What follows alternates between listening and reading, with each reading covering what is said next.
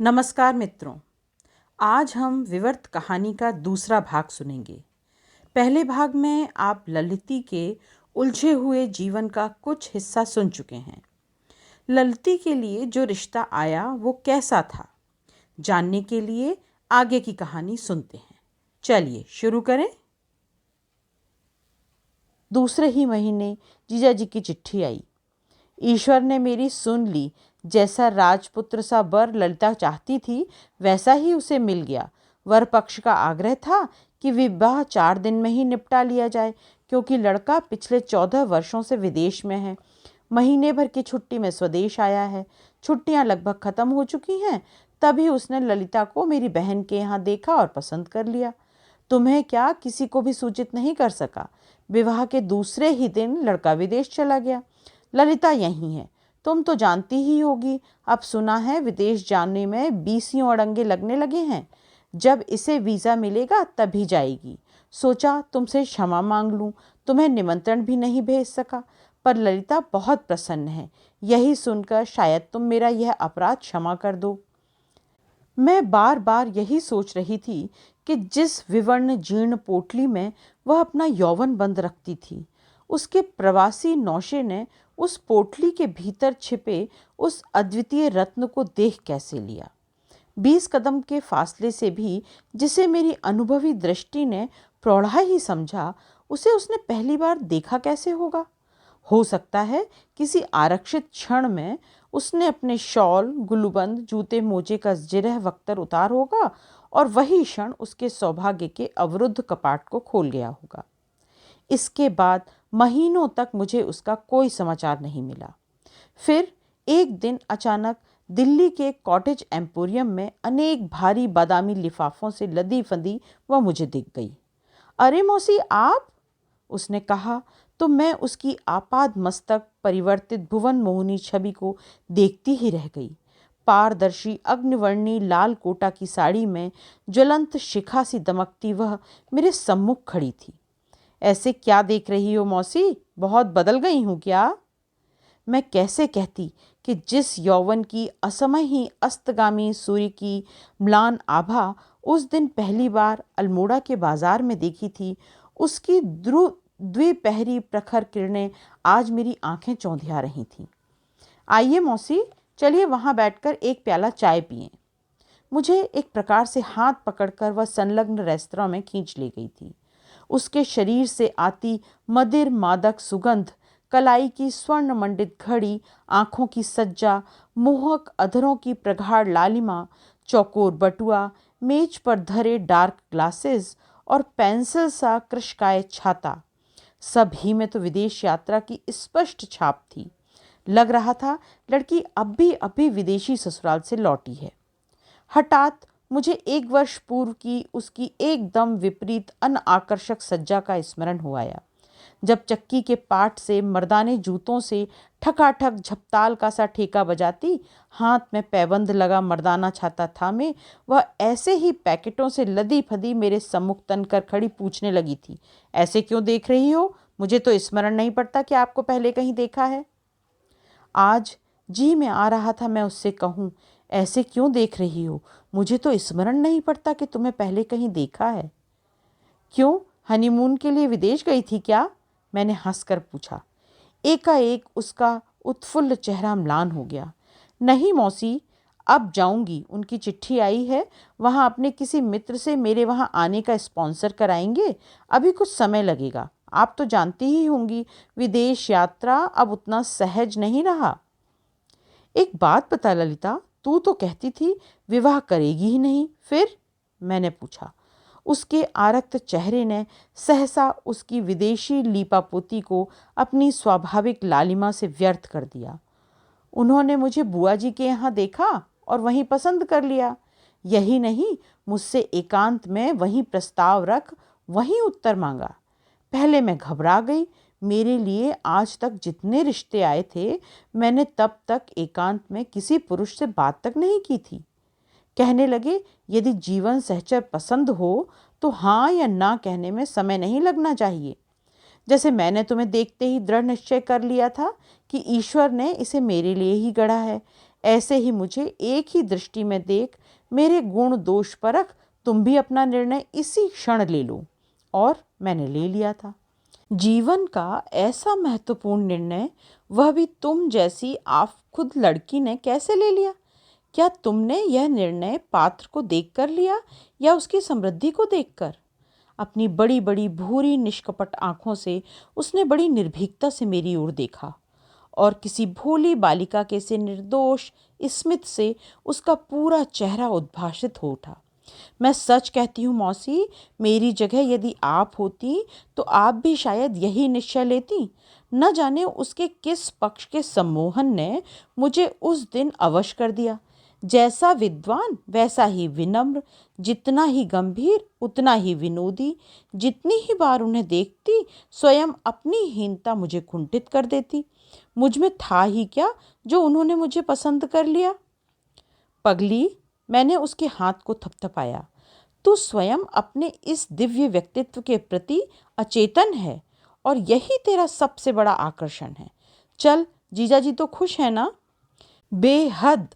बाबूजी से मैंने जब कहा कि मुझे कोई आपत्ति नहीं है, आप वाक्यदान कर दें, तो बौरा से गए। हमारी हालत तो तुमसे छिपी नहीं है। बाबूजी ने पहले ही स्पष्ट कर दिया था कि वे केवल कुश और कन्या ही देने की स्थिति में हैं। उनकी एक ही शर्त थी कि उनके बारातियों की खातिर में कोई कसर ना हो। उसका प्रबंध बाबूजी ने कर दिया था।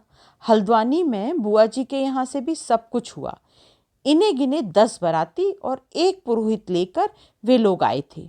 बाबूजी कह रहे थे, 2 दिन पहले अपने दांत तुड़ाने में जितना समय लगा था उससे भी कम समय में तेरे कन्यादान से मुक्त हो गया मैं।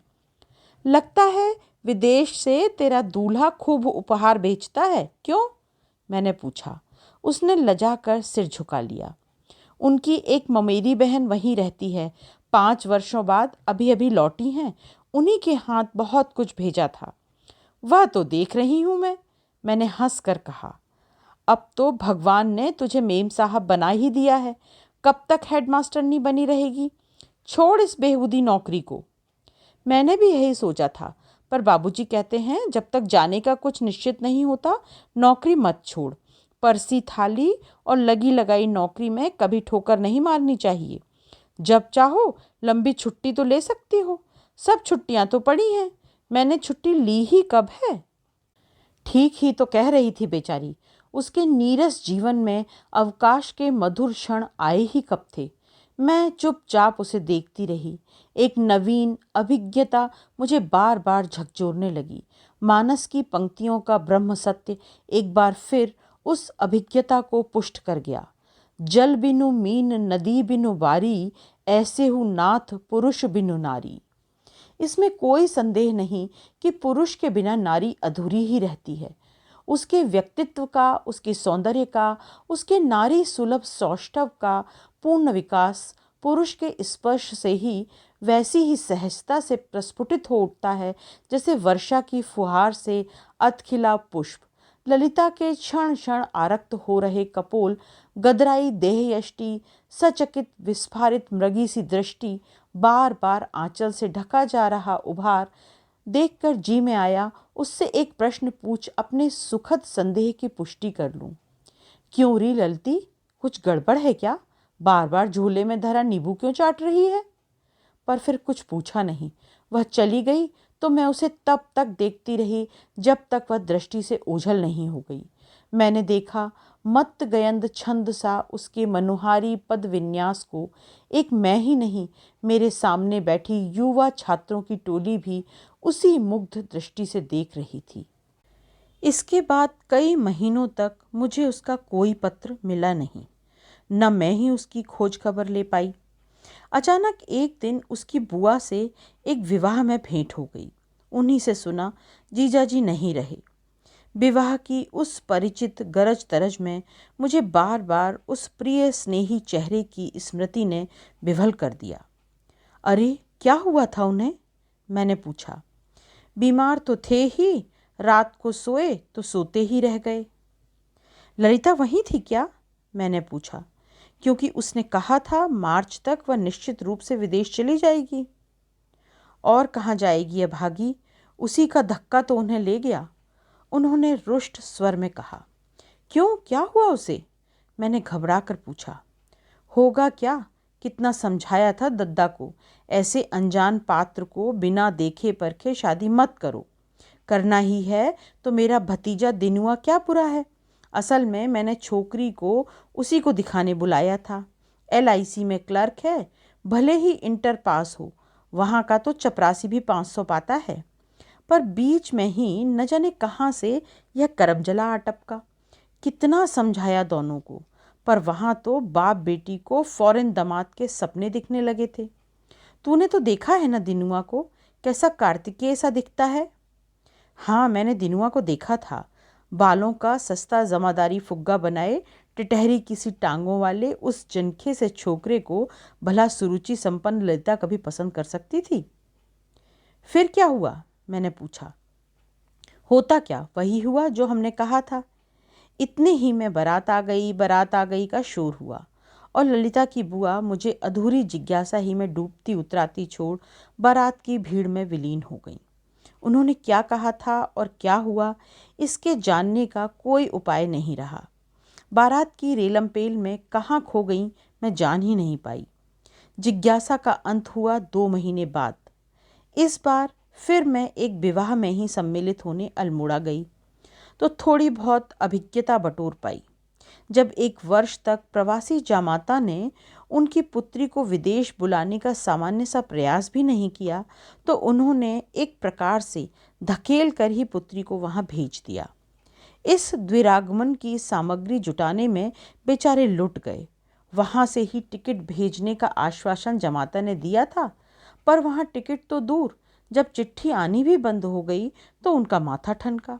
कुछ रुपए फंड से लिए, खेत गिरवी धरे, अल्मोड़ा जाकर अपने कुछ दुर्लभ ग्रंथ बेच आए। कुछ इष्ट मित्रों से कर्जा लिया और स्वयं दिल्ली जाकर पुत्री के पतिगृह के लिए विदा कर आए। इस द्विरागमन के लिए उन्हें अपना सर्वस्व दांव पर लगाना पड़ा। वहां जाकर प्रवासी पति की भरी पूरी गृहस्थी देखकर बेचारी ललिता गिरती पड़ती उल्टे पांव क्यों लौट आई और क्यों एक बार फिर अरण्य स्थित उसी ग्राम के स्कूल की हेडमास्टरनी बन गई, यह रहस्य सबके लिए गूढ़ रहस्य ही बना रह गया। बाप बेटी दोनों ने अमानवीय दुस्साहस से होंठ भींच लिए थे।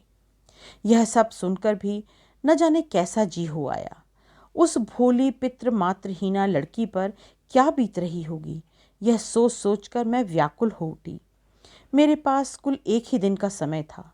दूसरे ही दिन काठ गोदाम से मेरा रिजर्वेशन हो चुका था। 1 ही दिन में उससे मिलकर क्या लौट पाऊंगी। दिन भर इसी उधेड़बुन में पड़ी रही। उसी रात को यदि मैं हीरा को सपने में न देखती तो शायद ललिता से मिलने न जा पाती। आंखें लगी ही थीं कि उदास हीरा पायताने आकर बैठ गई। न कुछ बोली, न हंसी, न हिली, न डिल्ली। वही जयपुरी साड़ी पहने थी जो कभी मैंने उसे अलीगढ़ की नुमाइश से खरीद कर दी थी।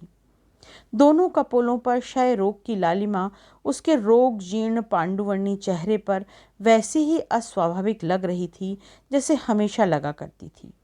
कंकाल सी सूखी देह पर लाल पहाड़ी आड़ से दमकते रक्तिम कपोल। सुबह उठती हूँ तो लगता है सारे शरीर का खून पसीना बनकर बह गया है, जैसे कोई धुली साड़ी सा निचोड़ देता है मुझे। वह कहती और मैं हंस कर कहती, चल हट, गाल तो तेरे लाल लाल सेव से धरे हैं। किंतु आज मैं भी जब उसे राजरोग की घातक क्षमता को झेल उसी पसीने से कभी कभी निर्जीव हो उठती हूँ तो पीले विवश चेहरे की स्मृति पश्चाताप से चित्त विगलित कर देती है। सपने में भी उसकी करुण विवश दृष्टि मुझे शुद्ध कर उठी। हठात लपक कर उसने मेरे दोनों हाथ पकड़ लिए। उन छलछलाई आंखों के मूक अनुरोध को मैं टाल नहीं सकी। दूसरे ही दिन मैं बाजार गई, मिठाई का डिब्बा लिया। बैग में उसके लिए एक साड़ी पहले ही लाकर रख ली थी। कुछ दिन पूर्व किसी स्नेही पाठक ने मुझे एक पार्कर पेंसिल का सेट कुवैत से भेजा था, वह भी उसके लिए रख लिया और बस मैं बैठ गई। मैं जानती थी कि वह मुझे घर पर ही मिलेगी। इतवार को वह पूरी छुट्टी मनाती थी।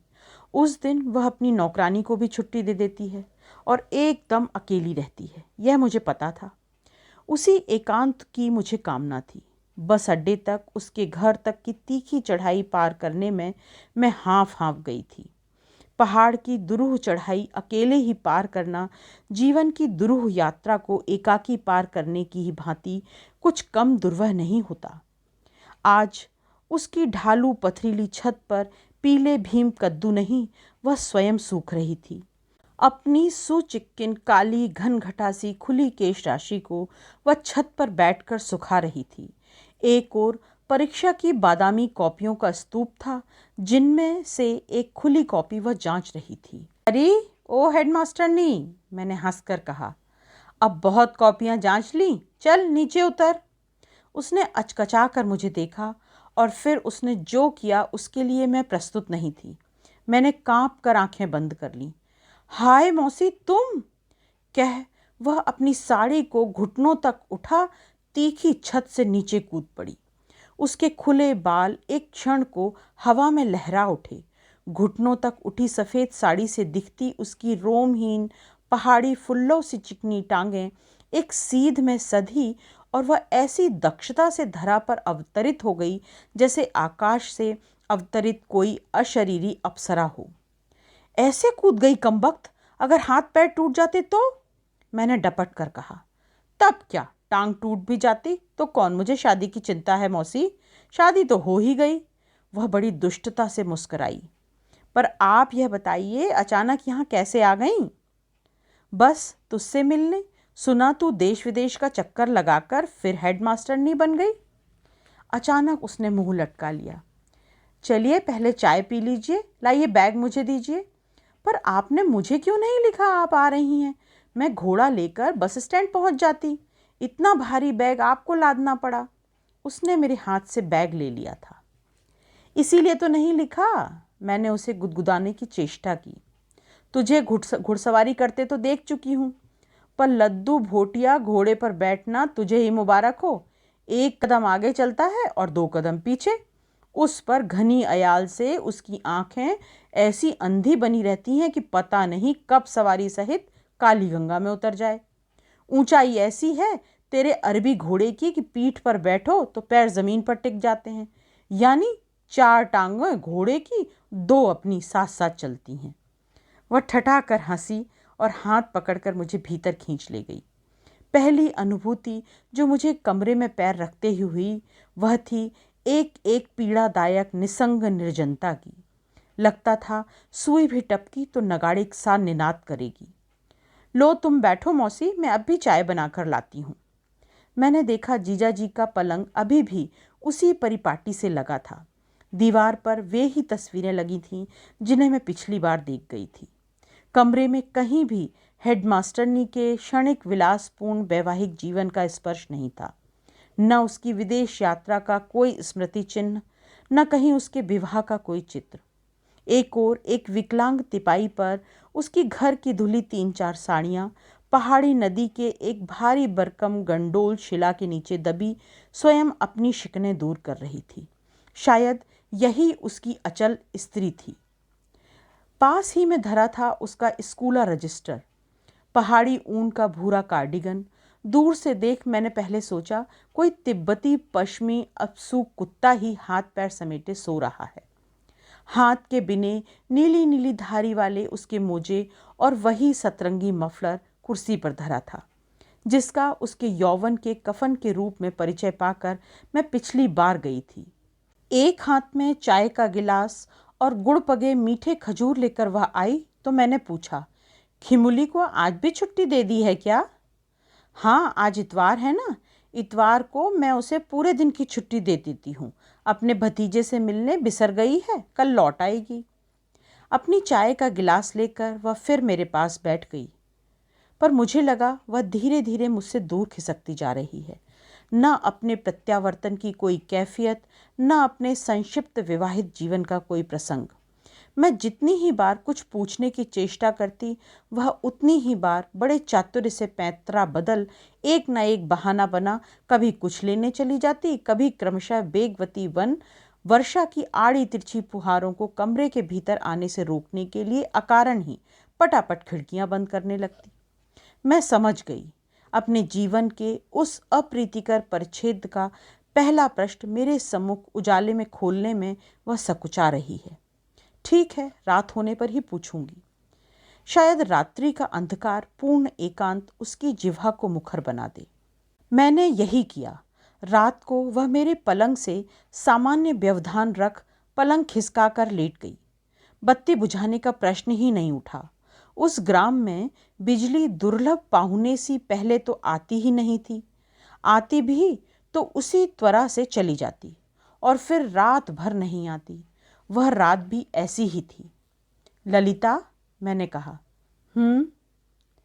तू क्या अब सचमुच ही लौट कर नहीं जाएगी? कहाँ? सब कुछ समझकर भी वह अनजान बन गई। अपनी ससुराल? नहीं।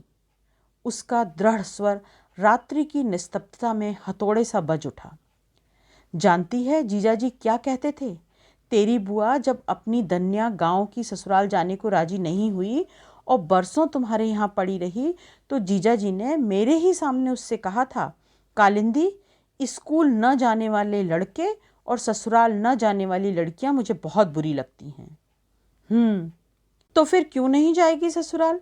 ऐसे बड़े घर में तेरा विवाह हुआ, राजपुत्र सा वर और राजसी वैभव मिला, और एक तू है सिरफिरी कि सड़ियल स्कूल में हेडमास्टरनी बनी मरखप रही है। वह निरुत्तर रही। आखिर तू भाग क्यों आई? झगड़ा हो गया था क्या? देख ललिता, तेरी अम्मा मेरी आत्मीय ही नहीं प्रिय सखी भी थी। यदि कहूँ कि आज मैं तेरी मौसी ही नहीं माँ हूँ, तब भी नहीं बताएगी क्या? शायद मैं तेरी कुछ मदद कर सकूं। संसार में अब कोई मेरी मदद नहीं कर सकता मौसी। यही समझ लो कि मैं विधवा हो गई हूँ। उसका यत्न से दबाई पहली सिसकी फिर सहस्त्र सिसकियों में फूट गई। खिड़की से आती सड़क के लैंप पोस्ट के अस्पष्ट आलोक में भी पलंग पर बैठी उस दुबली पतली सी लड़की की सिसकियों से कांपती देह को मैं स्पष्ट देख पा रही थी। शायद आज पहली बार वह किसी की उपस्थिति में जी खोल कर रो पा रही थी। मैं जानती थी न कोई उसकी ऐसी सहयोगिनी है, न कोई आत्मीया जिसके सम्मुख वह अपनी वेदना का पात्र ऐसे उड़ेल पाई हो। मैंने उसे जी भरकर रोने दिया। फिर वह स्वयं ही तटस्थ होकर मेरी ओर मुड़ी। तुम पूछ रही हो मैं क्या ससुराल कभी नहीं जाऊंगी? वह हंसी। बाहर क्षण भर को चमकी बिजली की क्षणिक कौंध में व्यंग, शोभ और क्रोध से तिर्यक उसके अधरों की अवज्ञापूर्ण स्मित देखकर मैं अचकचा गई। आवेश से वह ऐसे हाँफ रही थी जैसे पुराने श्वास की रोगिणी हो। मेरी ससुराल है ही कहाँ जो मैं वहाँ जाऊँ मौसी? जब आपसे मिली तब मैं स्वप्नावस्था में थी। सप्ताह में उनकी 2-2 चिट्ठियाँ आ रही थीं। जीवन में कभी किसी ने मुझे प्रेम पत्र नहीं लिखा। इसी से किसी रोचक उपन्यास की मोहक धारावाहिक किश्तों से उनके प्रेम पत्रों को मैं सहेज कर रख लेती। 20 बार पढ़ पढ़कर उनकी एक एक पंक्ति, एक एक नवीन प्रेम प्रगा संबोधन मुझे कंठस्थ हो गया था। फिर जब भी कोई विदेश से आता, उपहारों से वे मुझे लाद देते। घड़ी, परफ्यूम, साड़ियाँ, पर्स, कार्डिगन। यहाँ से कोई जाता तो मैं भी कुछ न कुछ भेजती रहती। हाथी दांत का सिगरेट केस, चिकन के कुर्ते, पहाड़ी हरी चाय के डिब्बे। एक बार तो मैंने अपने पूरे महीने का वेतन ही उपहार जुटाने में फूंक दिया था। बार बार लिखते, जल्दी ही तुम्हें यहाँ बुलाने की व्यवस्था कर रहा हूँ।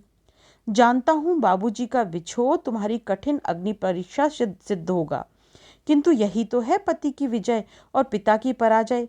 यहाँ आते ही तुम अपने बाबूजी को भूल जाओगी। मैं निहाल हो जाती।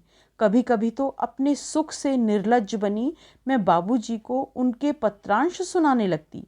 मेरी संभावित विदेश यात्रा के लिए मुझसे भी अधिक अधीर बाबूजी हो उठे थे। चिट्ठी आती तो लाठी पर चिबुक साधे चुपचाप मुझे देखते रहते। चिट्ठी पढ़कर शायद मैं उन्हें कुछ सुखद प्रसंग सुना दूं।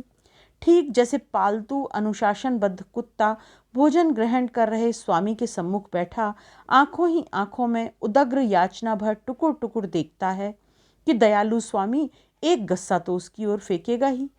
कभी कभी मुझे बाबूजी पर गुस्सा भी आता। इतनी भी स्वतंत्रता मुझे नहीं है कि मैं पति का प्रेम पत्र एकांत में पढ़ लूं। चिट्ठी लंबी होती और मुझे पढ़ने में विलंब होता तो बड़े अधैर्य से बीच में ही वे पूछ बैठते, क्यों, क्या लिखा है आज, टिकट भेजा है क्या? मैं कभी कभी उन्हें झिड़क भी देती। ओह, पढ़ने तो दीजिए बाबूजी। आज उसी निरीह स्नेही पिता को दी गई वही झिड़की मेरे कलेजे में फांस बनकर चुभ रही है। उन्हें क्या टिकट की चिंता अपने लिए थी? उधर मैं कल्पना के पंख लगाकर किसी शून्याकाश में उड़ने लगी थी। आंखें बंद कर देखती, मैं जा रही हूँ। एयरपोर्ट पर मुझे लेने वर्षों से प्रवासी मेरे लोकप्रिय व्यक्तित्व संपन्न पति के मित्रों की भीड़ जुटी है। उन सब नदियों को, उन अनजान शहरों को जिनका अस्तित्व मेरे लिए आज तक नक्शों ही तक सीमित था, जिनके भौगोलिक नीरस सूत्र मैं अपनी न जाने कितनी छात्राओं को रटाते रटाते ऊबने लगी थी, वे ही आज मेरी आंखों के सम्मुख सरस सजीव बनकर बिखर रहे थे। मैनचेस्टर, न्यूकासल, लेक डिस्ट्रिक्ट, फिर देखती मैं वहाँ के रंगीन पिक्चर्स पोस्टकार्ड भेज रही हूँ अपनी अध्यापिकाओं को और छात्राओं को। बाबूजी पूरे गांव में घूम घूम कर इष्ट मित्रों को हमारी रंगीन तस्वीरें दिखा रहे हैं। कोई भी भारत जा रहा है तो मैं पूरे गांव के लिए विदेशी उपहार भेज रही हूँ। बाबूजी के लिए घड़ी, पटवारी कक्का के लिए गरम पुलोवर, मौसियों के लिए साड़ियाँ, खिमुली के लिए गरम मोजे। और फिर मेरे सारे काल्पनिक सतरंगी सपने आकाश में ही बादलों के फाये से उड़कर विलीन हो गए। मित्रों, अभी आप सुन रहे थे विवर्त कहानी का दूसरा भाग। ललती ने लंदन जाने के जो सपने देखे, क्या वो पूरे हुए? आगे की कहानी जानने के लिए ज़रूर सुने इसका अगला भाग। जल्दी मिलते हैं। नमस्कार।